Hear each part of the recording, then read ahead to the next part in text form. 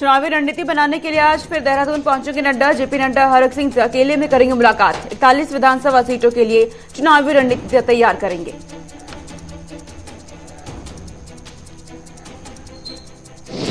उत्तराखंड में कोरोना के 42 नए मामले आए सामने। यूब मंसूरी में आने वाले पर्यटकों के लिए जारी हुई नई गाइडलाइन।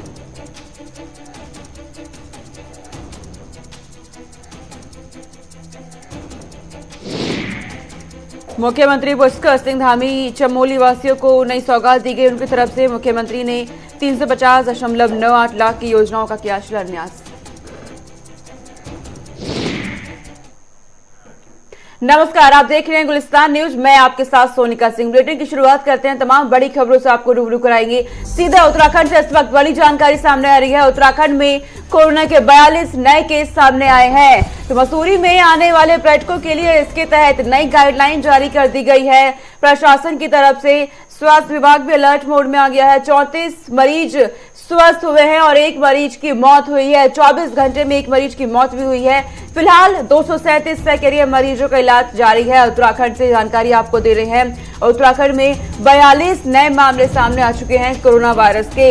स्वास्थ्य विभाग की तरफ से लगातार प्रयास किया जा रहा है। अस्पतालों में तमाम व्यवस्थाएं बढ़ाई जा रही है। वहीं आने वाले पर्यटकों के लिए नई गाइडलाइन जारी कर दी गई है। प्रवेश के दौरान ही आपको इन गाइडलाइंस के तहत गुजरना होगा उन पर्यटकों को जो उत्तराखंड का रुख करना चाह रहे हैं फिलहाल, क्योंकि जिस तरीके से मामले बढ़ने लगे हैं, ओमिक्रॉन का खतरा भी बढ़ने लगा है। नया वेरिएंट कोरोना वायरस का उत्तराखंड में इसके मामले भी सामने आ चुके हैं। वहीं दूसरी लहर के दौरान के मामले लगातार बढ़ रहे हैं।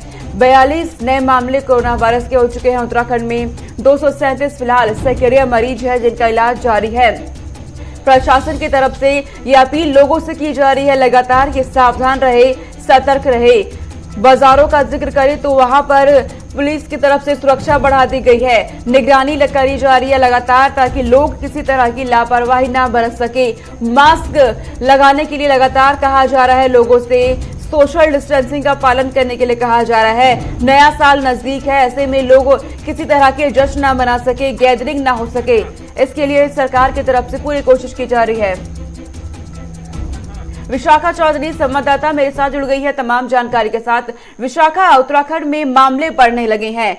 दूसरी लहर के दौरान जो मामले देखे गए उनमें भी इजाफा हो रहा है और ओमिक्रॉन वेरिएंट का भी खतरा उत्तराखंड में देखा जा रहा है। अब कितना तैयार है उत्तराखंड सरकार इसके लिए?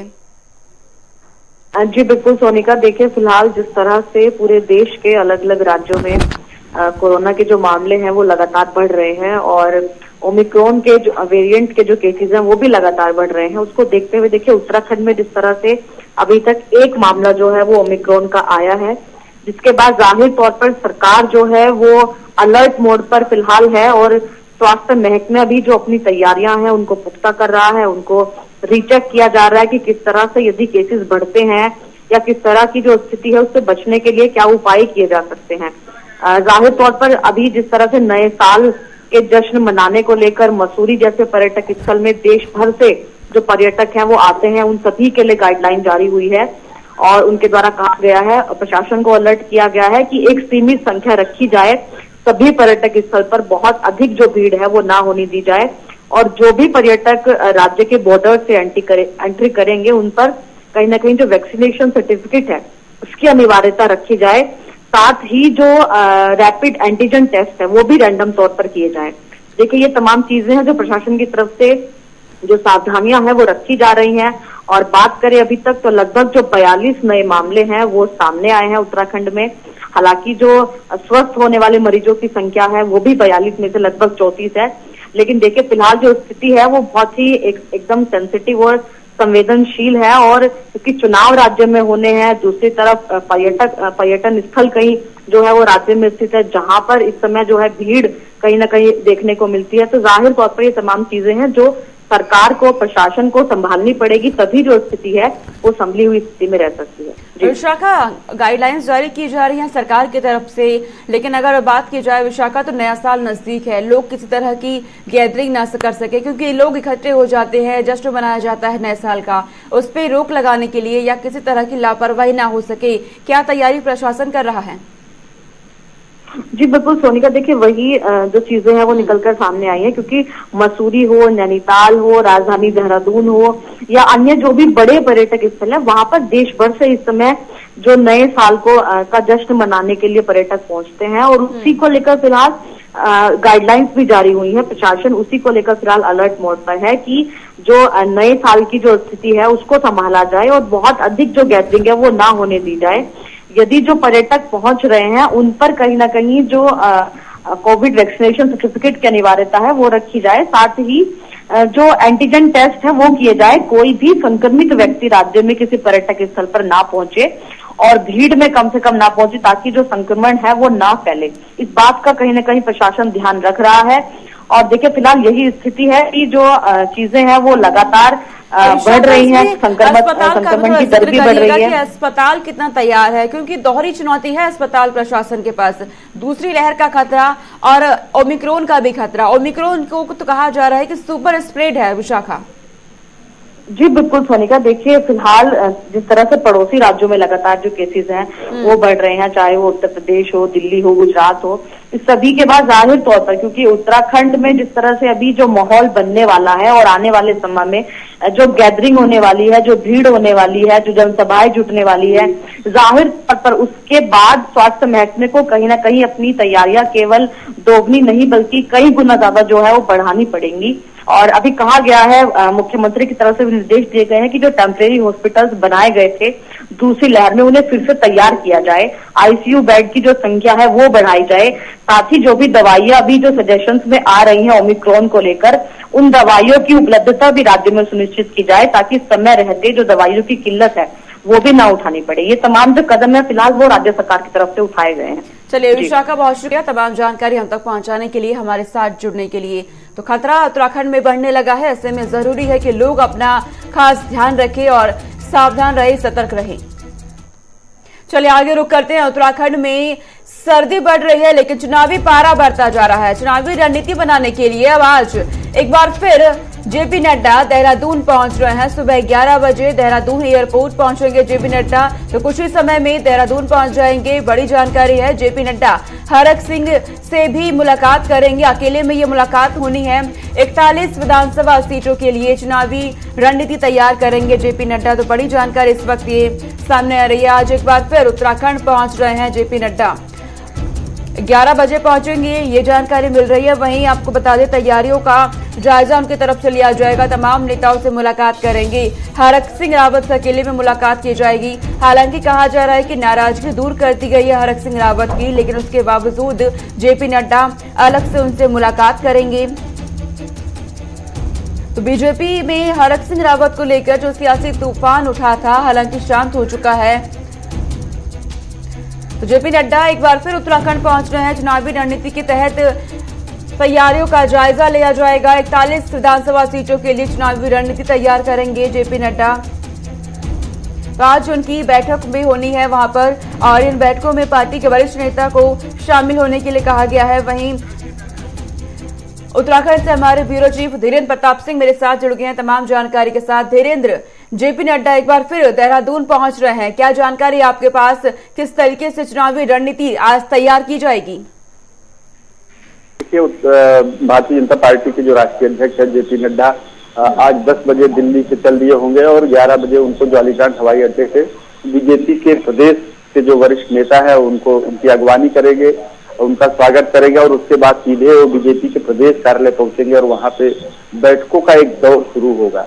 यह एक सांगठनिक बैठक है पूरी तरह से, जिसमें चुनावी रणनीति के पूरी गहनता से विचार विमर्श होगा और इसके साथ ही कुछ असंतुष्ट नेता जैसे डॉक्टर हरक सिंह रावत जैसे लोग हैं उनसे वो अलग से भी मुलाकात कर सकते हैं, बैठक कर सकते हैं और उनको जिस तरह से मीडिया में उनके बगावत करने की खबरें आ रही हैं या सार्वजनिक मंच पे जिस तरह से वो पार्टी की बातों को रखते हुए आते हैं उसको लेकर के साथ चेतावनी जारी कर सकते हैं।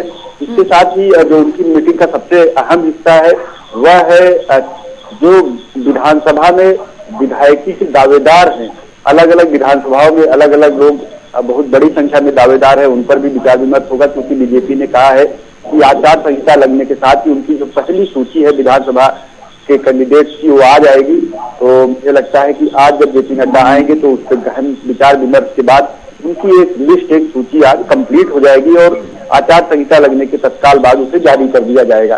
पूरी उम्मीद है कि लगभग 20 से अधिक सीटों पे आज चर्चा होगी और उसको जेपी नड्डा उससे फाइनल कर सकते हैं। तो उनका देखने वाली बात होगी कि शाम तक उनकी बैठकों का जो लुआब है क्या निकल के आता है, क्या कुछ प्रदेश नेतृत्व तो बताता है हमें, लेकिन जेपी नड्डा का यह दौरा बेहद अहम है, खासकर चुनावी रणनीति के लिहाज से, क्योंकि जिस तरह से ठीक चुनाव के पहले पार्टी में बगावती सुर तेज होते जा रहे हैं, उसको देखते हुए जेपी नड्डा कोई अनुशासनात्मक चेतावनी भी पार्टी के नेताओं को जारी कर सकते हैं। आज धीरेन्द्र, एक जानकारी जो और मिली है कि हरक सिंह रावत से भी मुलाकात कर सकते हैं। हालांकि जो मामला था वो शांत हो चुका है धीरेन्द्र, लेकिन अभी भी ये बातें चल रही है कि कहीं ना कहीं टिकट को लेकर हरक सिंह रावत है जो वो अपने तेवर दिखा सकते हैं। क्या इस मामले में भी जेपी नड्डा बातचीत करेंगे उनसे? बिल्कुल सोनिका, देखिए हरक सिंह रावत पार्टी के बेहद वरिष्ठ नेता है, कैबिनेट मंत्री हैं, और जिस तरह से उन्होंने पब्लिक फोरम पे अपनी बातों को रखा, अपनी इस्तीफे की खबर खुद मीडिया वालों को फोन करके बताया, राजनीतिक लोगों को बताया, और एक जबरदस्त सियासी तूफान खड़ा हुआ, उससे कहीं न कहीं पार्टी की सेहत चुनाव के पहले उस सेहत पे जरूर असर पड़ा है। और इसको देखते हुए उनका पूरा जोर होगा कि ऐसे नेताओं को अनुशासन का पाठ पढ़ाया जाए और उनको ये सख्त ताकीद की जाए कि अनुशासन से कोई समझौता पार्टी नहीं करेगी, क्योंकि बीजेपी की पहचान भी अनुशासन के लिए विशेष तौर पर राजनीतिक जगत में है। तो इसको देखते हुए अलग से मुलाकात करेंगे और पूरी उम्मीद है कि हरक सिंह रावत की जो समस्याएं हैं उस पर भी विचार विमर्श करेंगे, सरकार और प्रदेश नेतृत्व के साथ उस पर चर्चा करेंगे। लेकिन यह तय है कि ऐसे नेताओं को कोई न कोई कड़ा संदेश जेपी नड्डा जरूर देंगे कि चुनाव के समय इस तरह की जो अनुशासनहीनता है वो कतई बर्दाश्त नहीं की जाएगी, और सरकार को भी शायद यह स्पष्ट निर्देश दे कि ऐसे नेताओं में कोई असंतोष है, उनके क्षेत्र के काम को लेकर के कोई बात अगर कहीं फंसती है तो उसको तत्काल प्रभाव से तत्काल उसका संज्ञान लेकर के सरकार भी गंभीरता के साथ उसे दूर करे। तो निश्चित रूप से उनका पूरा जोर होगा कि पार्टी में अनुशासन बना रहे, एकजुटता बनी रहे, और जो चुनावी रणनीति पार्टी द्वारा तय की जाती है उसके समय समय पार्टी आगे बढ़ती रहे। उनका ठीक है धीरेन्द्र, बहुत शुक्रिया तमाम जानकारी हम तक पहुंचाने के लिए, हमारे साथ जुड़ने के लिए। आगे रुख कर लेते हैं। उत्तराखंड के पूर्व मुख्यमंत्री हरीश रावत शनिवार को रुड़की पहुंचे, जहां उनका भव्य स्वागत किया गया। इस दौरान कांग्रेस प्रदेश अध्यक्ष गणेश गोदियाल ने हरीश रावत के नेतृत्व में आगामी विधानसभा चुनाव लड़ने का ऐलान किया।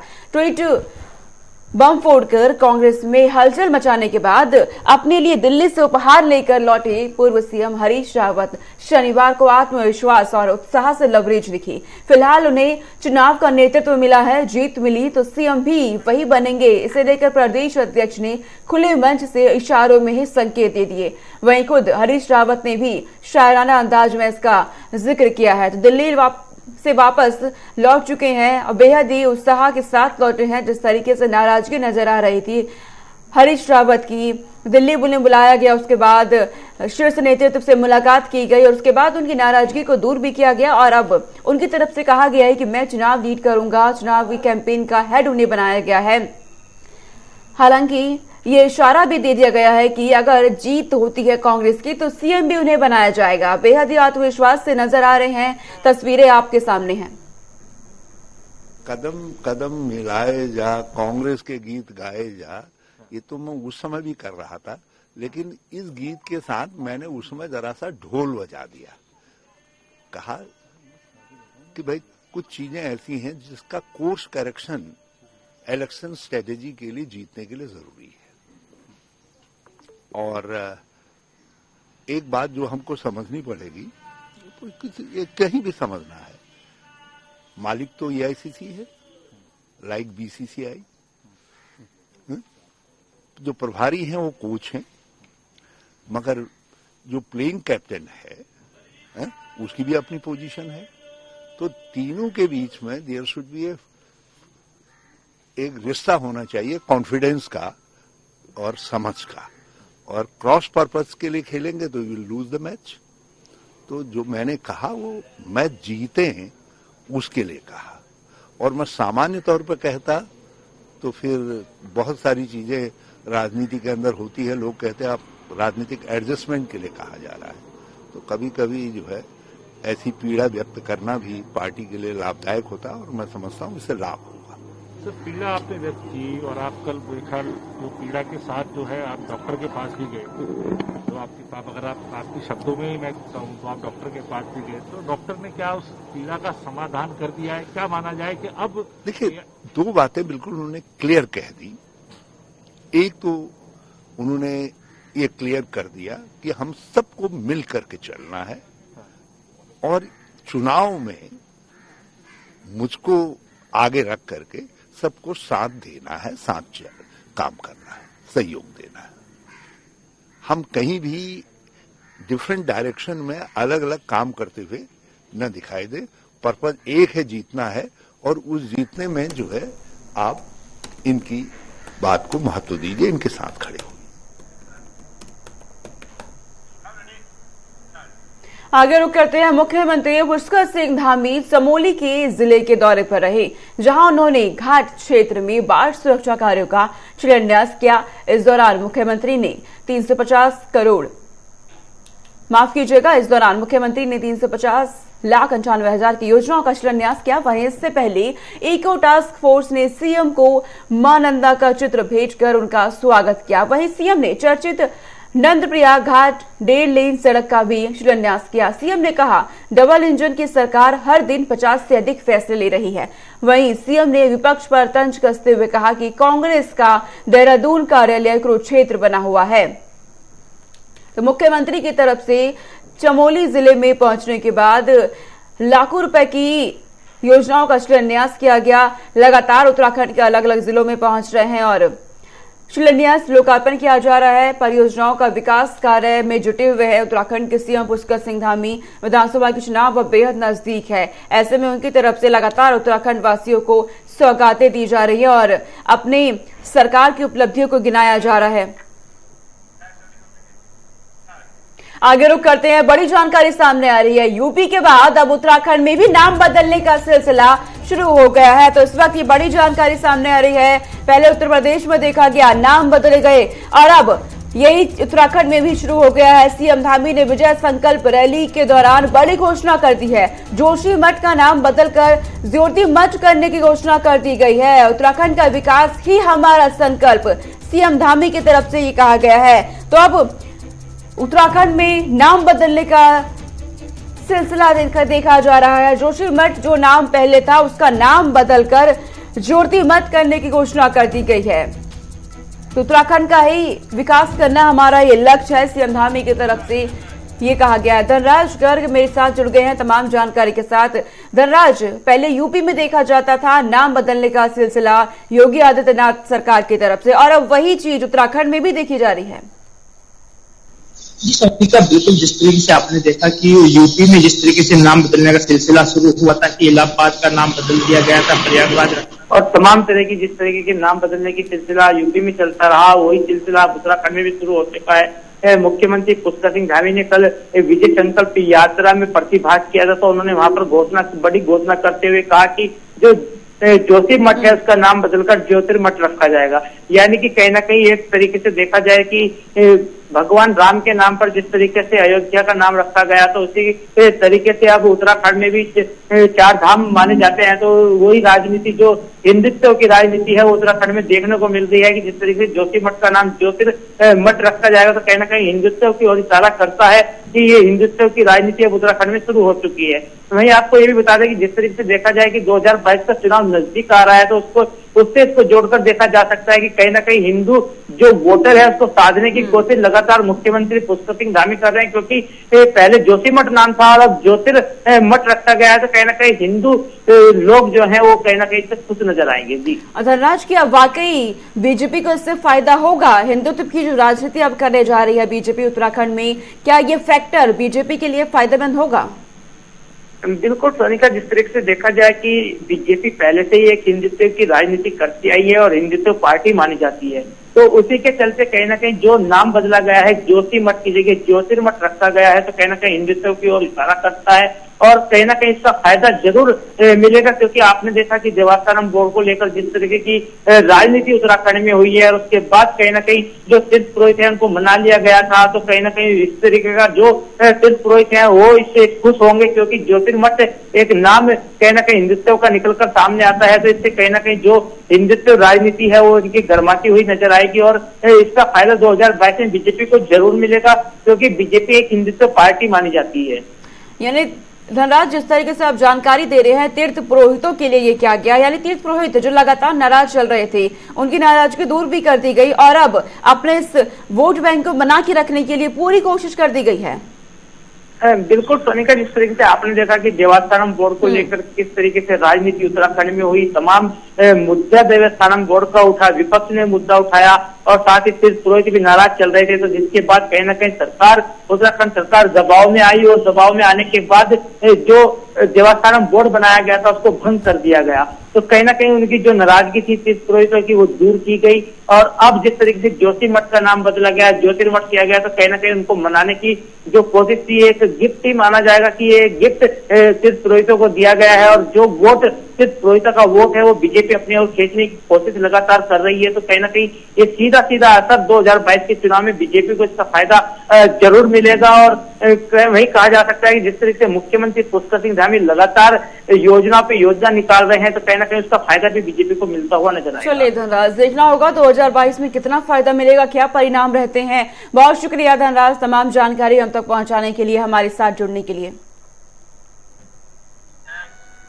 आगे रुक कर लेते हैं। उत्तराखंड में विधानसभा चुनाव की अधिसूचना जारी होने से पहले राज्य के सरकारी कर्मचारियों को नए साल में तोहफा दिया गया है। इस दौरान उत्तराखंड सरकार ने 2.5 लाख कर्मियों और पेंशनरों का 3% महंगाई भत्ते को बढ़ा दिया है। इसके साथ ही कर्मचारियों का डीए बढ़कर 31% हो जाएगा। वहीं इस बात की जानकारी शासकीय प्रवक्ता सुबोध उनियाल की तरफ से दी गई है। गौरतलब है कि इससे पहले यूपी में भी महंगाई भत्ते यानी डीए में 3% की बढ़ोतरी शासनादेश के द्वारा जारी की गई थी। ऐसे में बढ़ा हुआ डीए जुलाई 2021 से देय होगा और यह मौजूदा 28% से बढ़कर 31% हो जाएगा। हालांकि इससे प्रदेश के 16 लाख से ज्यादा कर्मचारियों को इसका सीधा फायदा मिलेगा। तो अब कर्मचारियों को सौगात दी गई है सीएम धामी की तरफ से। कर्मचारी भत्ते में बढ़ोतरी कर दी गई है। विधानसभा चुनाव आने हैं, उससे पहले कर्मचारियों के लिए बड़ा तोहफा और नए साल में भी कहा जा सकता है। उत्तराखंड सरकार ने कर्मचारियों के लिए ये अच्छी घोषणा उनकी तरफ से की गई है। और अब कर्मचारियों का डीए 31% हो जाएगा बढ़कर के। इससे पहले यूपी में भी यही फैसला लिया गया था और अब उत्तराखंड में देखा जा रहा है कर्मचारियों के लिए फैसला लिया गया है। तकरीबन 2.5 लाख कर्मियों और पेंशनरों का 3% महंगाई भत्ता बढ़ाया गया। आम आदमी पार्टी के राज्य में मुख्यमंत्री का चेहरा घोषित कर्नल अजय कोठियाल ने पैप पड़ाव रामलीला मैदान में बीजेपी और कांग्रेस पर जमकर निशाना साधा है। उनकी तरफ से कहा गया कि आज सत्ता में बैठी बीजेपी को जनता के दुख दर्द से कोई मतलब नहीं है। कांग्रेस के नेता आपस में ही लड़ने में लगे हुए हैं, तो प्रदेश का विकास क्या करेंगे। पहले कांग्रेस अपनी गुटबाजी को खत्म तो कर ले, फिर चुनावी मैदान में आने की सोचे। उन्होंने कहा कि हमारी पार्टी पिछले 6 माह से राज्य के हर कोने में जाकर जनता की समस्याओं को सुन रही है। तो आम आदमी पार्टी के सीएम उम्मीदवार है कर्नल अजय कोठियाल। लगातार बीजेपी और कांग्रेस पर निशाना साधते रहते हैं और खुद को एक तीसरे विकल्प के रूप में उत्तराखंड में उभार रहे हैं। लगातार लोगों के बीच पहुंच रहे हैं। रोजगार गारंटी अभियान चलाया जा रहा है। उत्तराखंड में गारंटी दी जा रही है। महिलाओं से संवाद किया गया। महिलाओं को प्रति माह 1000 रुपए दिए जाएंगे, इसकी घोषणा की गई। संचित शर्मा मेरे साथ जुड़ गए हैं तमाम जानकारी के साथ। संचित, कर्नल अजय कोठियाल जो लगातार बीजेपी और कांग्रेस पर निशाना साधते रहते हैं और एक बार फिर अब निशाना साध दिया है। कह रहे हैं कि पहले अपने जितने भी आपके मसले हैं उन्हें सुलझाएं, फिर चुनावी मैदान में उतरे। देखिए सोनिका, अगर सियासत की हलचल की बात करें उत्तराखंड के अंदर तो 2022 के विधानसभा चुनाव होने और विधानसभा चुनाव की दृष्टिकोण से आप देखिए कि अलग अलग पार्टियां अलग अलग वादे दावे करती हैं और जब चुनाव पास आते हैं तो कहीं नाराजगी कहीं नेताओं में रहती है, कहीं पार्टी के कार्यकर्ताओं में रहती है और उसे साधने का काम लगातार जो पार्टी के आला कमान है, चाहे वो किसी भी पार्टी को करते रहते हैं। और देखिए हरक सिंह रावत की जो नाराजगी है उत्तराखंड के अंदर, हरक सिंह रावत की अभी देखिए सुबह एक वीडियो जारी हुई कि वो पुष्कर सिंह धामी के साथ उनके आवास पर ब्रेकफास्ट करने गए और वहां पर वो बिल्कुल, और अभी आप देखिए अभी उन्होंने बाइट देते हुए साफ तौर पे कहा है कि वो मुख्यमंत्री पुष्कर सिंह धामी के कार्य से खुश हैं। तो आप अंदाजा लगाइए कि उत्तराखंड की सियासत कुछ इस तरीके की है कि नेता अपना दबाव पैदा करने के लिए, अपनी बात को रखने के लिए सियासी ऐसे फंडे अपनाते रहते हैं। आप देखिए अगर हरीश रावत की बात करें तो हरीश रावत ने साफ तौर पर अपनी पार्टी के ऊपर सवाल उठाया कि उनकी पार्टी उनको फ्री हैंड काम नहीं करने दे रही है, और इसको लेकर के आप देखिए कि उनके पार्टी कार्यालय में भी जमकर हंगामा हुआ और उसके बाद पार्टी आला कमान ने उन्हें दिल्ली तलब किया और दिल्ली तलब करने के बाद वहां से सारा मसला सुलझ गया। तो देखिए उत्तराखंड की राजनीति का एक दुर्भाग्य मानिए या उत्तराखंड की राजनीति की अगर बात करें वो उस तरीके से चलती है कि नेता अपनी बात मनवाने के लिए अलग अलग प्रपंच करते रहते हैं। और देखिए कर्नल अजय कोटियाल की अगर बात करें, वो आम आदमी पार्टी का मुख्यमंत्री चेहरा है और आप देखिए कि उत्तराखंड में सीएम फेस होने के बाद कर्नल अजय कोटियाल लगातार उत्तराखंड के अंदर सक्रिय है। और देखिए आम आदमी पार्टी उत्तराखंड के अंदर अपनी जमीन तलाशने का काम कर रही है, राजनीतिक जमीन, क्योंकि देखिए आम आदमी पार्टी का वर्चस्व उत्तराखंड के अंदर नहीं है। और देखिए उत्तराखंड के अंदर यूकेडी पार्टी का बड़ा सहयोग रहा, एक बड़ा आंदोलन उन्होंने किया, उसके बाद उत्तराखंड राज्य बना और उत्तराखंड की जनता ने उत्तराखंड क्रांति दल को नकार दिया और अब आम आदमी पार्टी अपनी जगह बनाना चाहती है। और साफ तौर पर उनको दोनों ही पार्टियां, चाहे वो कांग्रेस पार्टी हो चाहे भारतीय जनता पार्टी हो, दोनों ही पार्टियां हल्के में ले रही है। तो कहीं ना कहीं एक राजनीतिक मुद्दा बनाने का काम वो भी करेंगे, क्योंकि वो चाहते हैं कि वो हाईलाइट रहे, वो ऐसे मुद्दों को हाईलाइट करें जिससे जनता से वो कनेक्ट कर पाए। तो कर्नल अजय कोटियाल वही काम कर रहे हैं सोनिका। बिल्कुल संचित, और जिस तरीके से आप जानकारी भी दे रहे हैं, हालांकि जिस तरीके से कर्नल अजय कोटियाल निशाना साधते हैं, ये माना जाए कि कितना फायदा इससे होगा आम आदमी पार्टी को संचित, क्योंकि सियासी तूफान जिस तरीके से बीजेपी और कांग्रेस में देखा गया।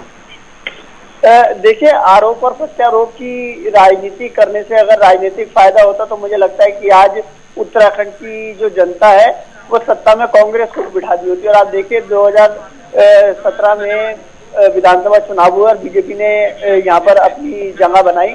और अब देखिए तमाम जानकारी आपने हम तक पहुंचाई, बहुत शुक्रिया तमाम जानकारी हम तक पहुंचाने के लिए। बड़ी जानकारी इस वक्त सामने आ रही है, दिल्ली से वैक्सीनेशन को लेकर पीएम नरेंद्र मोदी की तरफ से बड़ा ऐलान किया गया है। 15 से लेकर 18 साल तक के बच्चों को 3 जनवरी से वैक्सीन लगेगी। बड़ी जानकारी, हेल्थ केयर और फ्रंटलाइन वर्कर्स को वैक्सीन की बूस्टर डोज दी जाएगी। पीएम नरेंद्र मोदी की तरफ से ऐलान किया गया है 60 साल से ऊपर की उम्र के लोगों को भी बूस्टर डोज लगेगी। तो ये बड़ा ऐलान कर दिया गया है बच्चों के वैक्सीनेशन को लेकर के। अब 3 जनवरी से बच्चों को भी वैक्सीन लगेगी। कोरोना वायरस का खतरा जो बढ़ता ही जा रहा है। इसी बीच एक और बड़ी जानकारी, आज लखनऊ दौरे पर रहेंगे राजनाथ सिंह। लखनऊ में रखेंगे डीआरडीओ लैब और ब्रह्मोस यूनिट की आधारशिला। डीआरडीओ खर्च करेगा 10,000 करोड़ रुपए। ये बड़ी जानकारी मिल रही है इस वक्त की।